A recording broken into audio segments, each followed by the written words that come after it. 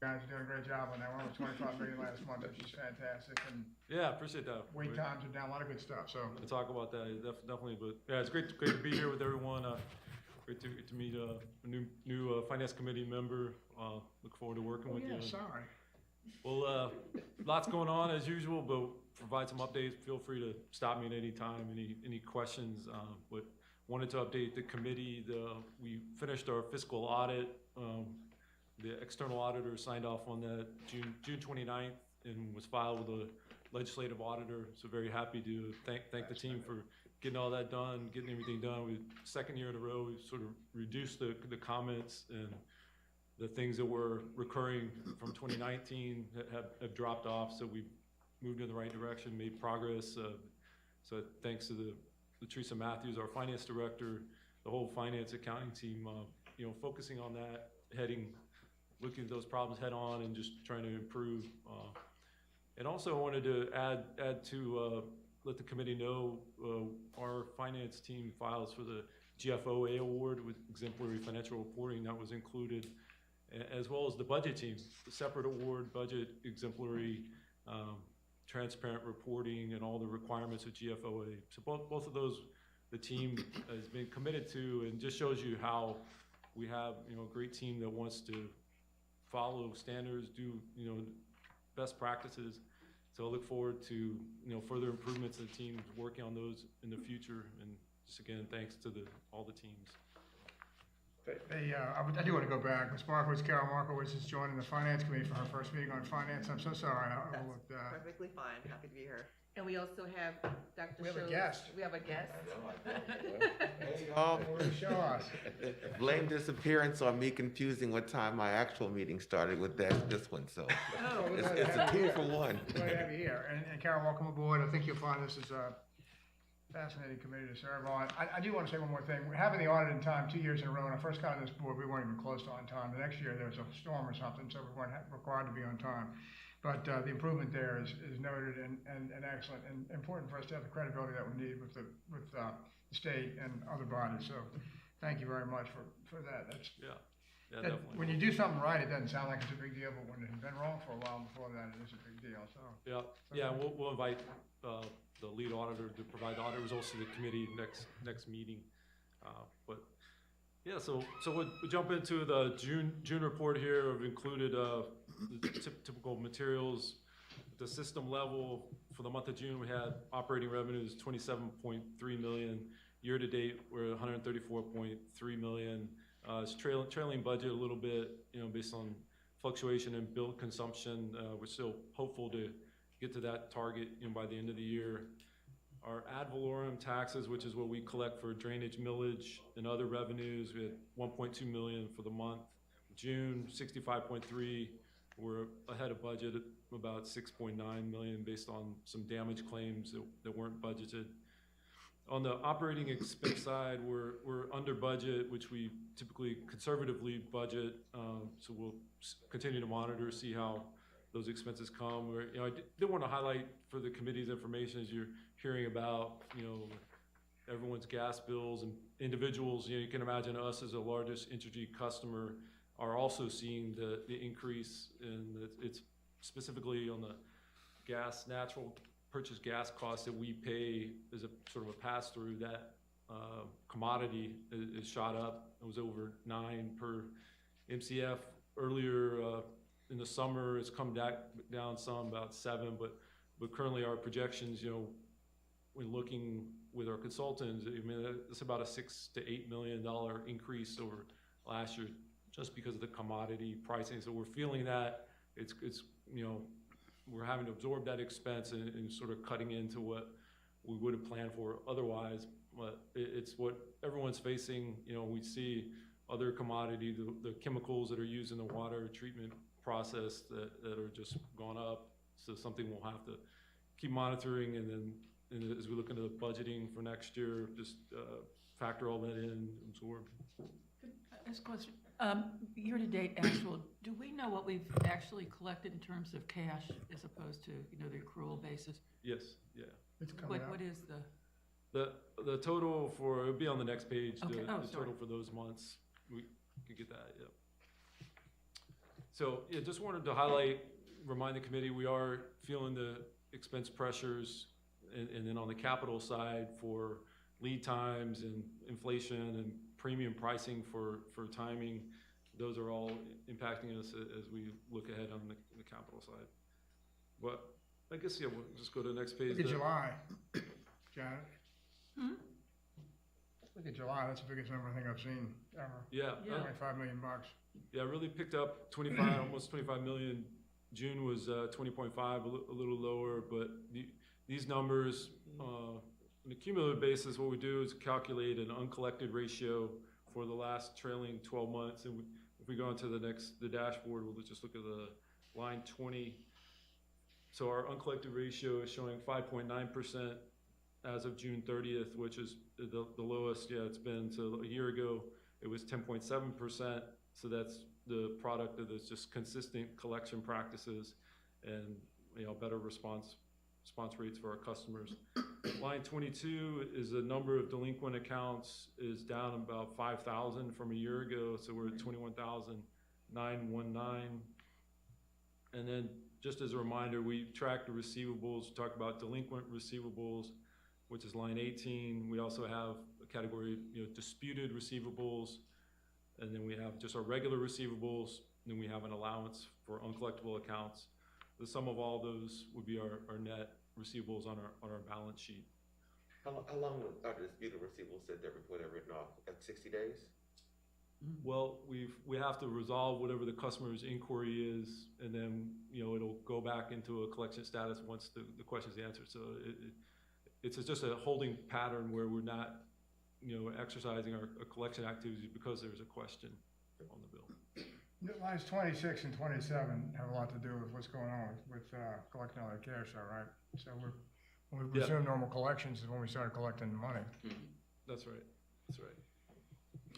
And then one other just highlight on the line 9 is in our liquidity section, our days cash on hand. We were at 178 for water, 190 for sewer at the end of June. The final numbers from the audited 2021 were 130 and 189 for water and sewer, so we're above our 90 threshold. So we'll continue to monitor those to make sure we have the proper debt covenants met. So overall, just no concerns of note. Sort of with our metrics we look at, we're continuing to focus on the collections backlog and just moving forward. The next slide is our debt picture for the 3 systems. There was one new loan closed in sewer. We had our new state revolving fund, 11 million, closed in June, which is a great low interest loan that will be used for the next sewer rehabilitation project to go towards the consent decree work. So that's lined up. We continue to spend down our other proceeds. You'll see we have a resolution a little bit we're asking for an additional pre-application of another 25 million, which is for sort of the next application with LADEQ for work repair on the East Bank wastewater treatment plant, repair and upgrade due to IDA damages. The next slide on our capital disbursements, we had about 11.6 million of capital disbursements across water, sewer, drainage in the month of June. And then in our grant status, we got reimbursed about 10.6 million, primarily their public assistance projects, the storm-related and disaster, and then the joint infrastructure roads recovery. So all of these are FEMA-related grants. Next, on the next couple slides, just want to highlight the customer experience statistics. Renee's team has seen some good improvement here. The average call wait time is down to 3 minutes in June. 90% of calls answered. So Renee's team, feels just a more consistent coaching, training of staff is contributed to these improved results. I just gotta say, that's just a big deal. I mean, the calls were going up in April, May, June, and the call time on hold dropped dramatically. Renee's around here somewhere. I know he's got something to do with that. Moving in the right direction for sure. Yep. And that next slide On the right-hand side, we just see the volume of emails, walk-ins was up in June. On the left is the collection showing the consistent level of new payment arrangement shut-offs, which is helping us, as we mentioned earlier. And then next, I'd like to skip over to just the 10. Last thing to sort of just highlight is the customer account schedule that we look at. So this breaks out the numbers that we see on the dashboard in a little more detail. So you see these are our active, all of our accounts. Residential, we have over 120,000 primarily of our total 139,200 accounts. Shows you the breakdown of what we consider delinquent active and the 21,000.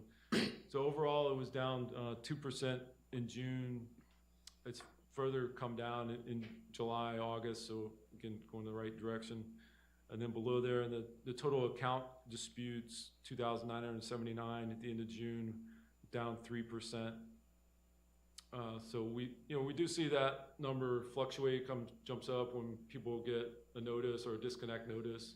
They might call in their dispute, and then we, focus on the days it takes to resolve that or answer that question. So that was 54 days, average days to complete investigation at the end of June.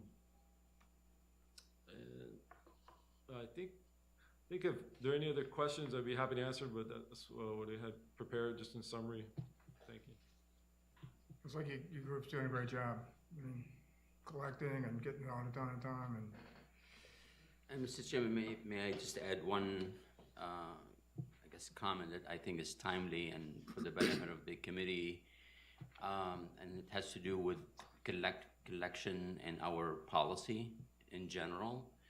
And as you may, I know you're aware because I shared some news via email with you that we are involved with a lawsuit, where we cannot discuss the details of, but that highlighted the fact that there's an issue with the timing of when we send a customer to collection versus the normal, attempts to, collect what's due to us.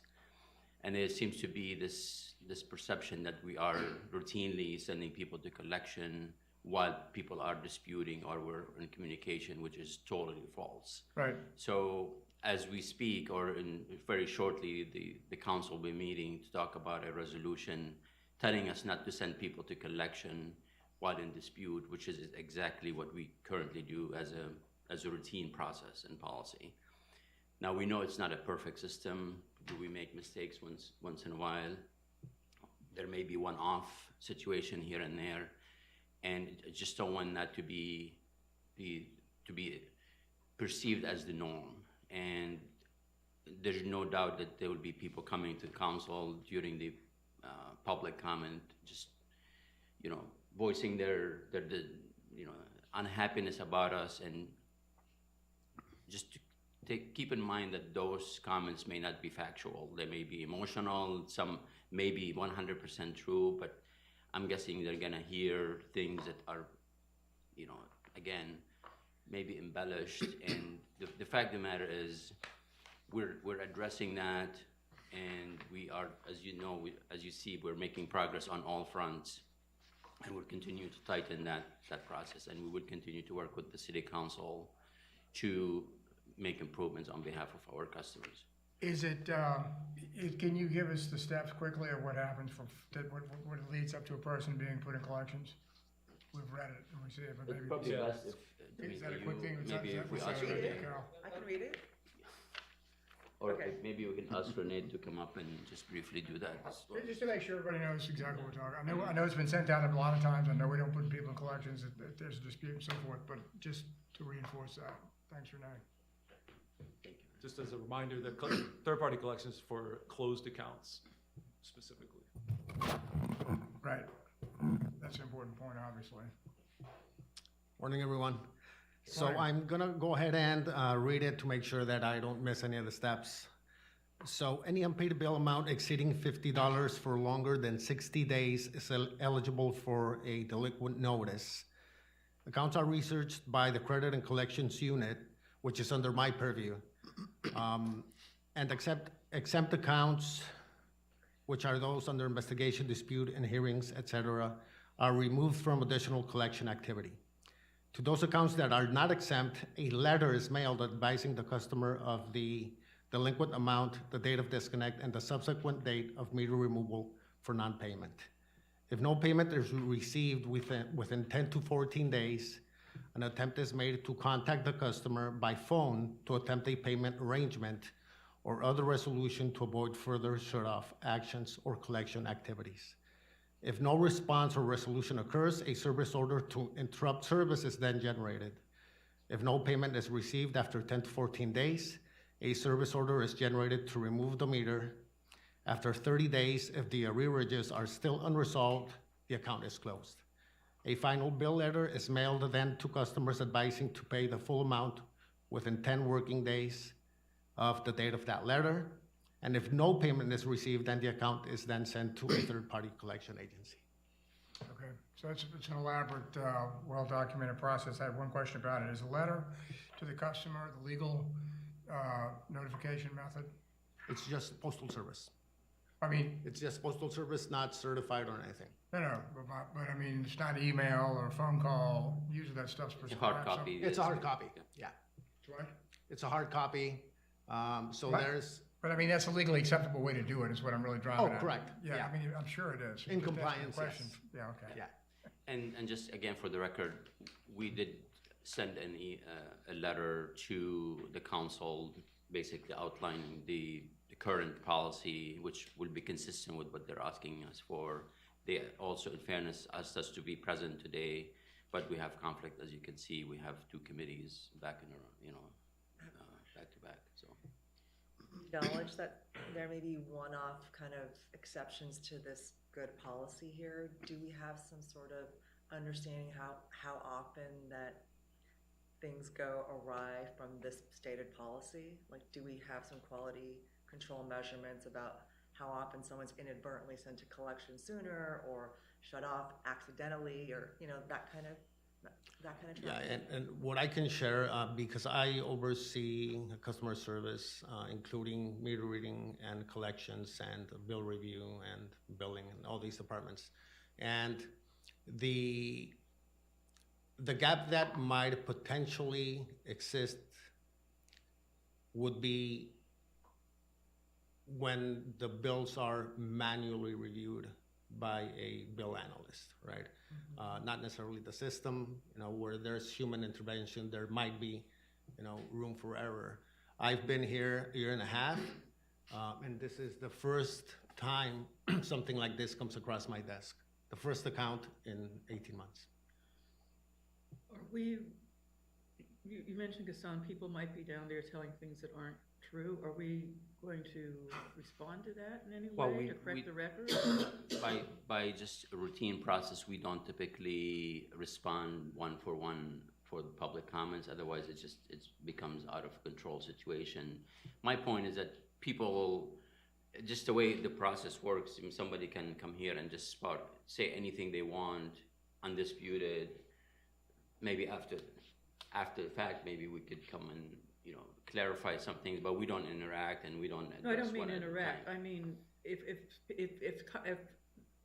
council is acting on information that is not correct, are we correcting the information? Yes, I already asked for, staff to monitor the meeting and any comments that are made. We take addresses, we validate, and if it's legitimate, that our first reaction is let's make the customer right. So that's our first response. So Follow-up question, when you said the room for error comes up when there are manual reviews, but in reading that second bullet point, it kind of makes it appear as though all accounts, when accounts are researched by credit and collections, is that fundamentally a manual process? Part of the process is manual, yes. Part of the process on every account is manual. When an account is flagged, meaning that there's, let's say, like an outlier account, right? Then those bills are reviewed manually by staff. So that's where always, again, when there's human intervention, there's always potential for error. So, but there's human intervention on every one of these accounts, is what, No, not on all of them. That's what he's not saying. But He's it- saying like it's sending only letters- outliers, Only sort of outliers. Outliers are Yeah. reviewed annually? Sending collection letters is a process, a manual process based on not paying bills. So that, that has to occur based on the status of the person's account. If they received the notice and there was a payment in process, there was a timing difference, then that's gonna get easily resolved. Yeah. It's just a normal collection activity to do. So no one is sent to a collection agency without notification, without many attempts before, because that's the last thing we want to Yeah. do. So, I mean, again, does it happen? Maybe once in blue moon, but it's not a routine process. Yeah, it's not the norm, it's not standard, it doesn't occur frequently. And every time that a customer is sent to collections, multiple attempts are made, not only to notify, but to attempt to enroll the customer in some sort of payment arrangement, to do whatever it is we need to do to avoid the interruption. As a utility that survives off revenue, the last thing we want to do is to Yeah. shut off customers. I think that's an excellent data point that you only seen one in the past 18 months. I'm thinking it'd be helpful to have factual data Yeah. to kind of counter the emotional Yeah. comments you're going to get from the public that are going to be anecdotal and or potentially incorrect. Yeah. So, Anecdotal is a perfect word for Yeah. it. Thank you for that, yeah. so why is council doing this if this is such a rare? We're a punching bag. Huh? Okay.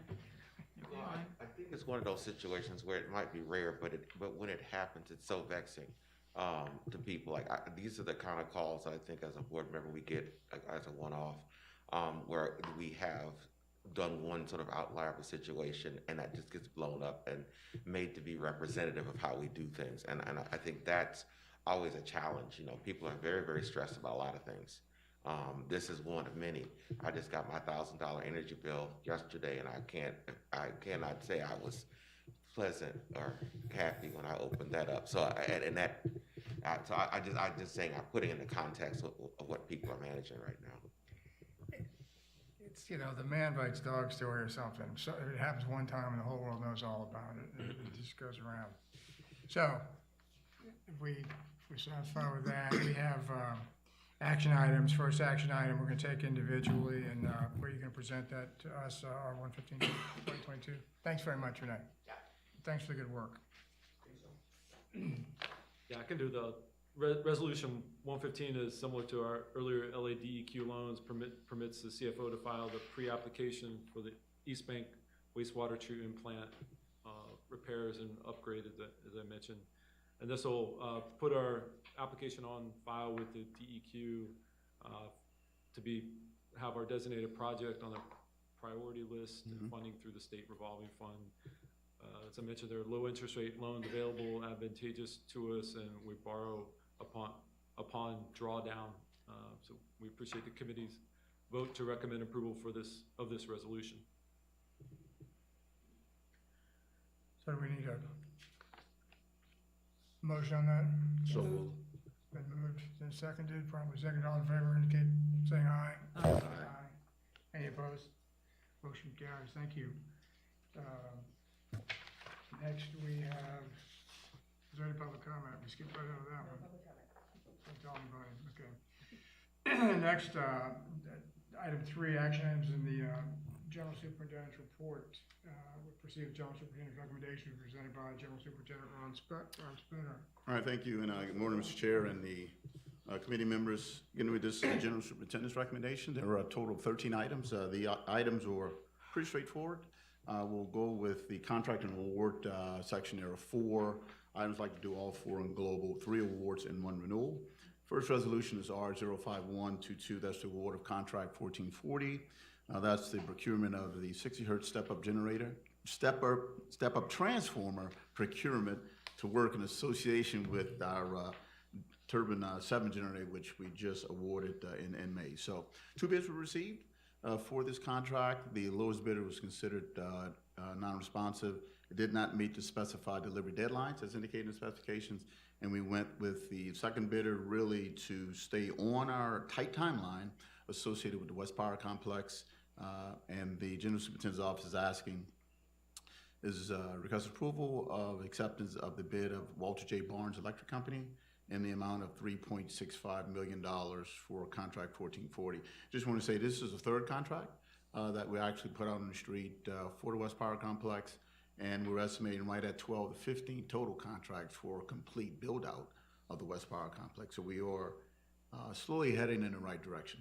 That's first resolution. Second resolution is R074-2022. That is the award of contract 2125. That's the transmission main replacement project that's associated with our JIRR program. And this is for the segment on South Claiborne Avenue from Versailles to Upper Line. It's pretty much from Tulane's football stadium to Upper Line Street itself. And that is, we did receive one bid for the summer right at a little less than $24.45 million. We did confer with GOSEP relative to the one bid, got our information together, and it will be reimbursed by FEMA. Ron? Yes. Sorry, why are we getting only one bid to something like this? That is a challenge, Mrs. Howard. One is contractor capacity.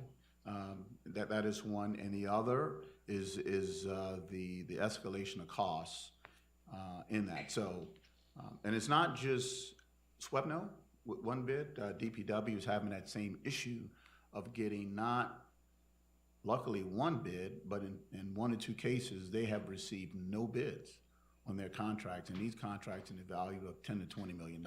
So it is sort of hard to explain why they're not getting bid. Have we asked?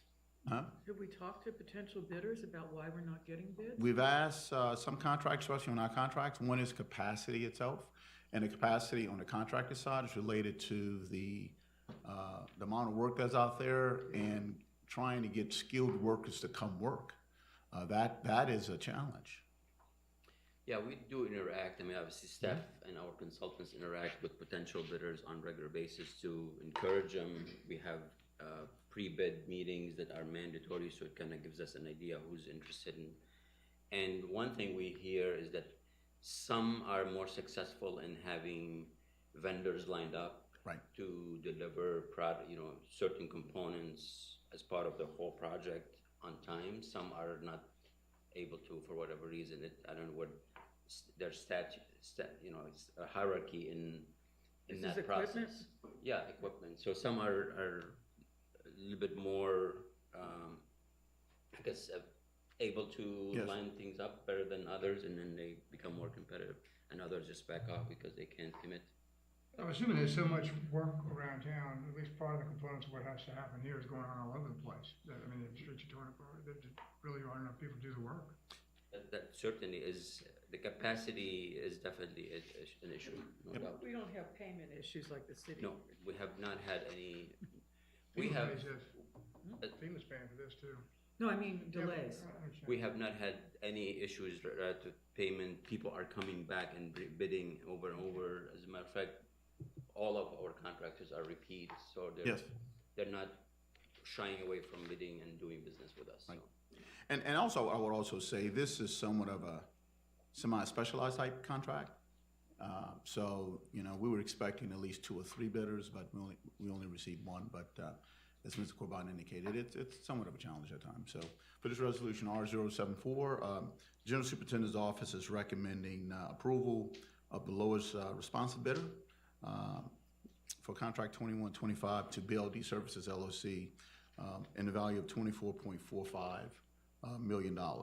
Third resolution under this section is resolution R085-2022. That's renewal of contract 30237, and that is actually our first renewal of our annual maintenance contract that we use to supplement our maintenance work with our crews. So this is the first renewal of contract 30237, the restoration of gravity flow sanitary sewers by Point Repair, and this is at various sites throughout Orleans Parish. The contract was awarded to Wallace E. Drennan in July of last year, and we're asking for first renewal in the value of $4.88 million for Wallace E. Drennan LLC. And the last item on the award renewal section is associated with is Resolution R089, 2022. That's the award of contract 2022 SWB 31. That's requisition numbers of AL 220012 and CM 220026. This is really furnishing polyelectrolyte. This is chemicals that's used in the chemical treatment process for coagulation and flocculation. And these chemicals will be used at the Algiers water treatment plant as well as the Carrollton water treatment plant. The General Superintendent's Office is recommending approval of the award to Polydyne Incorporated in the amount of $1.44 million. And those are the 4 items associated with the contract award and renewal section. Okay, can I ask a question, which is about 51, 2022?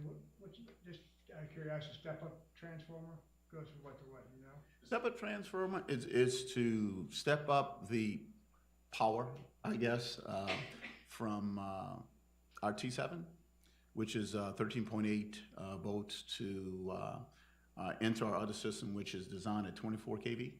So it's 13.8 kV to 24 kV. So we're actually stepping up the voltage from the generator to the overall system power itself in the West Power Complex. Thanks, I can't help being a nerd. All right, Yes, ma'am. so that's contract awards, renewals, and global. May I have a motion to approve? Question, sorry. Oh, sorry. On Actually, the one for, we the can do last it. one, there's Yes. a date for completion that's before the date of this meeting. Let's see. This is on the, The resolution? polyelectrolyte. Proposed contract completion date 8/1/22. Resolution, the last one. That's 89? Yes, I'm looking at it, and I was trying to see which date I'm looking. Is it on It's the the? bottom one under description and purpose. Oh, is it on the fact sheet, ma'am? Yes, yes. Oh, sorry. okay. Okay, and if there's an error or something, we can correct that information on the fact sheet. And the prime, the percentages aren't filled up above either. Prime, the contract. Oh, Shows the proposed. we'll correct that. modification. Yeah, the prime should have been, instead of the 3X, it should have been Polydyne. So I apologize on that part. The DBE participation is 0, so we'll make that correction on the fact sheet itself. Okay, is there a motion? I see what you're saying, the completion date, that should have been 2023. Good eye, thank you. We will make those corrections now, So I'm reading wrong. absolutely. Is there a motion to approve contract awards and renew resolutions R 051, 2022, 074, 2022, 085, 2022, 089, 2022, as amended per Director Howard's comment? So moved. Been moved, is there a second? Second. Any discussion? I think we've covered it pretty well. Is there any public comment? No public comment. Thank you. All in favor, please so indicate by saying aye. Aye. Any opposed? Motion carries. Thanks, Jen. Thanks for picking that up. For contract change orders, it's going to be in global as well. Yes, sir, the first change order is associated with Resolution R080, 2022. That is the ratification of change order number 9 for contract 1403, demolition of abandoned C7, C8 basins and other site improvements at the Carrollton Water Plant. This is actually site work associated with the West Power Complex. This is no cost time extension for this resolution that we're extending the time of the contract to October 2nd of 2022. Second change order is with Resolution R083, 2022. And again, that is ratification of change order number 7 for contract 1370 Alpha. This is our last contract in the original HMGP series, and this is for the installation of the 60 hertz transformer as well as the outside switchgear. Under this contract is associated with 2 field change orders with repairing splices and existing feeders. We're adding up additional upgrades to our PDCS, which is our power distribution system, and that is in conjunction what we're working with the future West Power Complex. So we're adding some of those upgrades so we can integrate this equipment into the West Power Complex. And so we were asking for approval of change order number 7 in the amount of $195,553.96, and the contractor is Walter L. Barnes Electric. That is the second change order. The third change order is associated with Resolution R084, and that's ratification of change order number 1 for contract 2152, and that is our one of our first GIR transmission projects. that is actually, we've completed the waterline portion itself. This change order in working conjunction with DPW will allow a complete reconstruction of the roadway itself instead of patching just half the roadway. So this change order, number one, is in the amount of $461,532, and we're adding the contract time of additional 278 days to this contract. So we're asking approval for change order number one, and the contract of record is BLD Services. The last change order is associated with Resolution R086 2022. That's change order number one for contract 30238, and that's the restoration of our gravity flow sanitary sewers by excavation and replacement from manhole to manhole, CIPP lining services, and point repairs at various sites. This specific change order we're asking is to increase the contract value by $750 due to the sole purpose that we had an unforeseen emergency repair that pretty much ate up 90% of the original contract value. We actually slip line and rehab the 24-inch force main on Memphis Street, right at about 5,000 linear feet. That occurred after Hurricane Ida storm. There were several breaks on that line, so we utilized pretty much the bulk of the funds on this contract 30238, and it only leaves us about 10 to 15% left. So this $750,000 change order will allow us to do replacements and other items associated with this contract to carry us through the end of this year. And then when we get to the end of this year, we'll renew the contract. So, but this completes the brief description of the 4 change orders associated with this section. Now you have a motion to approve the contract change order resolutions R8022, R83 2022, R84 2022, and R86 2022. So moved. Is there a second? Second. Then move it properly second. Is there any discussion about this? No. Public comment? No public comment. Public comment, all in favor, please so signify by saying aye. Aye. Aye. Any opposed?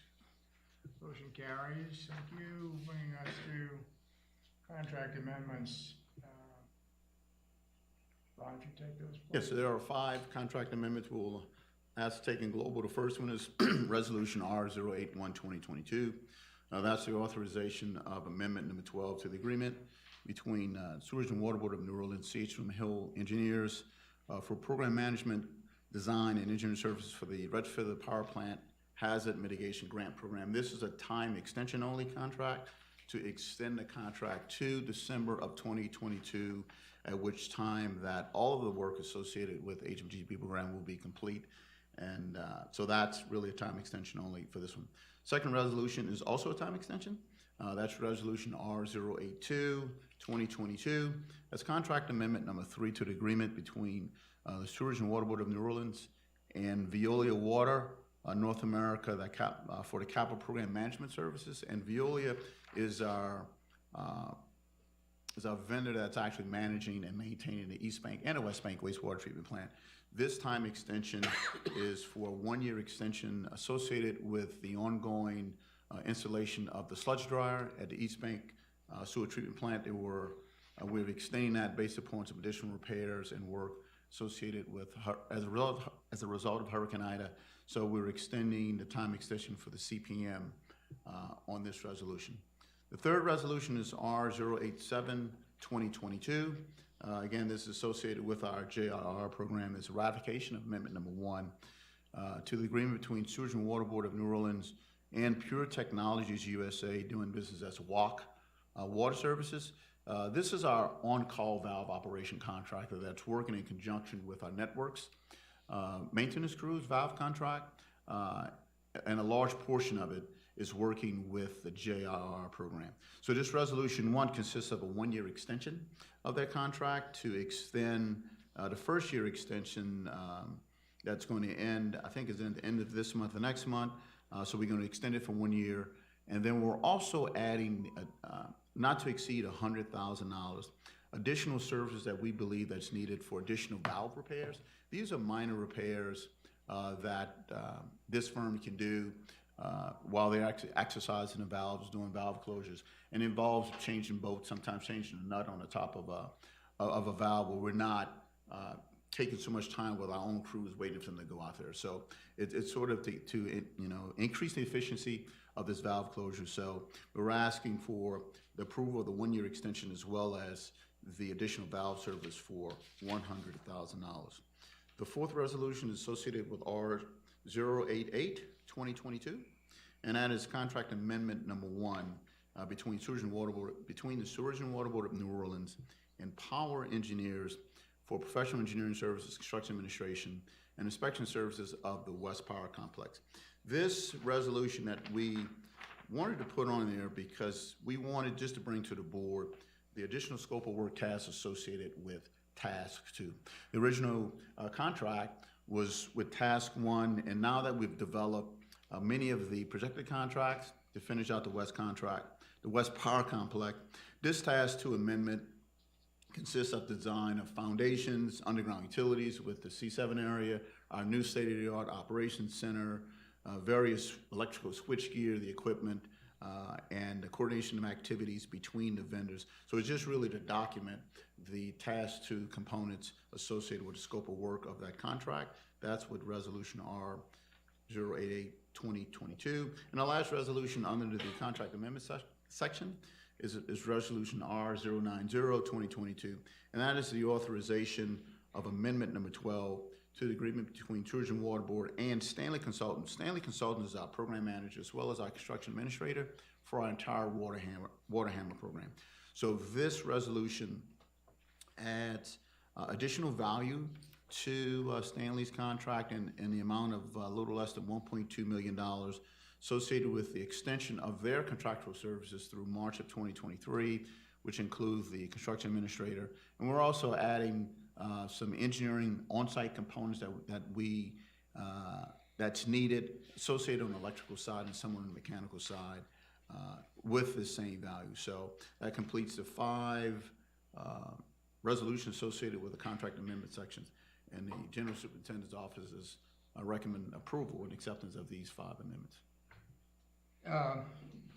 Is there, maybe have a motion to approve contract amendment resolutions R 81, 2022, R 82, 2022, 87, 2022, R 88, 2022, R 90, 2022?